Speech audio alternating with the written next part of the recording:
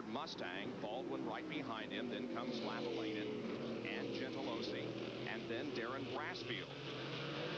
Lavalainen's been a hard charger this season. They've seen a lot from him. They're on board with Paul Gentilossi in the Budweiser car going down into turn 1. You get a feel for how rough this course is. A lot of bouncing around, a lot of bumping around. You can see from the onboard camera that you got to use the whole track. Get every ounce out of it that they can with the cars, with the track, and with the situation. Try and keep up and keep it going. Here's on the side, right up next to the walls. I'm just curious how long the camera's going to stay on there. It could very easily get bumped off when he gets too close to one of the barriers. It's a great shot. I think we're going to see a lot from it today. Down to the back, hits the apex, comes right out.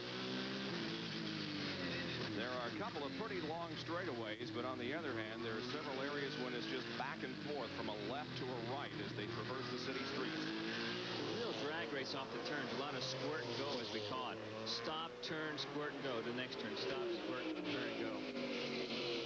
Baldwin continues to run ahead of Lavalainen. Here comes Jones, Baldwin, and Lavalainen. And then Gentilossi and Darren Brassfield.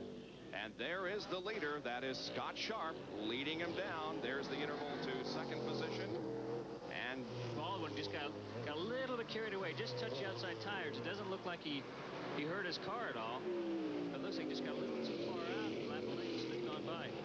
So Robert Lavalainen moves up another position. Scott Sharp. Then comes Kendall, and then comes Chris Neifel. You have to remember, Scott Sharp running to V8, Tommy Kendall, Chris Neifel running to V6s. Mine mentioned the number 90 car of Jim McGuire. That was the option in this race. Started back in 35th position, has come into the pits. Meanwhile, the action continuing on the racetrack. Oldsmobile carried by Scott Sharp, driven by Scott Sharp, leading the manufacturer standings as we go into this 7th event of the Trans Am season in 1990. There's Chris Neifel coming through in 3rd position. Understand that the 7th car of Gentilossi is smoking. He is, Scott. He's got a problem. It could be a rear end or maybe some bad luck like last year with the transmission, but a lot of smoke coming out of the back of the car. Paul Gentilossi is in trouble here and has definitely slowed down a little bit. He has lost a position to his teammate Darren Brassfield and that other red Oldsmobile just ahead of him. Now here comes Les Lindley sneaking up behind Paul Gentilossi. Looks like it could be an early day for the Budweiser team. A lot of smoke coming out right now. We'll watch and see if he comes into the pits. I would almost say he would have this situation checked out. Just a lot of smoke pouring from that Budweiser Oldsmobile as he comes down. Gentilossi into this race 3rd in the point standings. His best finish was 2nd in the most recent Trans Am event in Cleveland. Now he's just worried about being able to, and he does come into the pits. Here he comes. Let's go to John Kernan. Paul Gentilossi brings the Budweiser Oldsmobile in. The crew goes to the hood. They're lifting it up. What they're going to look for, they're going to check the oil line and look for a loose fitting in one of the oil lines. They will also check the valve covers. Now, you can see it takes quite a while. They've got to take the tape off where they've taped the hood down along with the pins, and now they'll go around to the right side where the smoke is boiling out. They come around to the left side and look in. They're not really quite sure yet, and Paul shuts off the engine. So a bad sign for Paul Gentilossi, who had some high hopes. Indeed, a tough break for Gentilossi, who was running in number 7 position before the problem. Of Scott Sharp is leading this event as we have completed now 6 laps. And the number 28 car of Jack Baldwin, who is also running in the top 10, got into the tire wall in turn number 3. However, he has been able to continue. There is the 2nd place car of Tommy Kendall. This is going to be a real race of experience and strategy. My guess is now Scott Sharp knows that he may have a problem with tires. When they do make a pit stop, they're limited to 1 gun and 1 jack, so it takes a little bit more time. He may be wanting to stretch out a little bit of a lead, give him a little bit of cushion. He's going to probably change his first set of tires.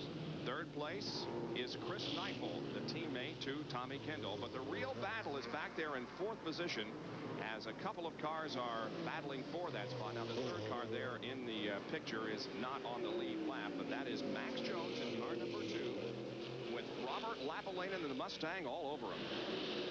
This is really shaping up to be a good race between these two guys. Two teammates. In fact, Jack Roush is here heading up the team this weekend. Had a weekend off from the NASCAR. So he's going for the move up the inside. Let's see if Robert Lapalainen can take over fourth position. And he does. A nice move. Nice move right up the inside. The heavy braking area and slipped right on up in there. So Robert Lapalainen now moves into fourth position. There is Jack Baldwin, who we told you had a problem a lap ago and took it into the tire barrier in turn number 3. He was able to make it around to the pit area, but that's where he is right now, and they begin to raise the hood and check that car over. So he and Paul Gentilossi both are in the pits. A couple of guys that you always consider to be contenders in this division are having problems early in the go. Robert Lapalainen in that beautiful black and yellow John Player Special Mustang in fourth position, and right behind him Max Jones. Robert Lapalainen from Finland. It's been quite a learning year for him. Came out of the box real strong at Phoenix, won that race. Kind of had a little bit of a struggle next few races, but it's been looking real strong the last few races and looking real strong here today. So he's slipping a little bit of a lead here on Max. Beginning to pull it out just a little bit after he was finally able to get around Max. You can see how rough this course is in some locations. Now braking going into the left-hander. You can actually see as they come off the turn there, they'll pull the inside front wheel up off the ground. They have to run the car soft suspension because the track's so rough. So there's a lot of weight transfer. They're on the gas hard, turning hard. They'll actually pick that front wheel right up off the ground. As Scott said, Robert Lapalainen won the very first race of the Trans Am 1990 schedule. That was in Phoenix, Arizona. And this is a recap of that event. Dorsey Schrader, the defending champion of the event, had an early lead, but then lost it after he also lost the hood on that Ford. And Lapalainen went into the lead at that point and held on to win his first Trans Am victory, averaging 60.009 miles an hour. That event, of course, in conjunction with the Formula One race that was held in the streets of Phoenix, Arizona. We're in the streets of Des Moines, Iowa this afternoon for more Trans Am racing, and Scott Sharp continues to lead at the moment with Tommy Kendall and Chris Neifel running second and third. Fourth is Lapalainen, fifth Jones, and here comes the sixth place car driven by Darren Brassfield. Another one of those brightly colored red Oldsmobiles. New Life Oldsmobile. Darren's an interesting story in himself. I had a chance to talk with him. He's not just involved in racing, but he's also involved in a couple of businesses. He's involved in cellular phone wholesalers out in Northern California, so that occupies a lot of his time, as well as here racing. He finished eighth in the 1988 Trans Am Series with 101 points. Had a victory at Mossport among the top 5 finishes that year. Also raced in 2 IndyCar events, finishing 19th at Laguna Seca and 23rd at Mid-Ohio back in 1988. Considered one of the bad boys. He and Paul Gentilossi have, for some reason or another, haven't quite heard the lowdown on it. They've got that nickname. And here comes over the crest of the hill, right at the start-finish line, Les Ledley, Carnivore, another veteran of this division. He's been driving in Trans Am competition for many, many years.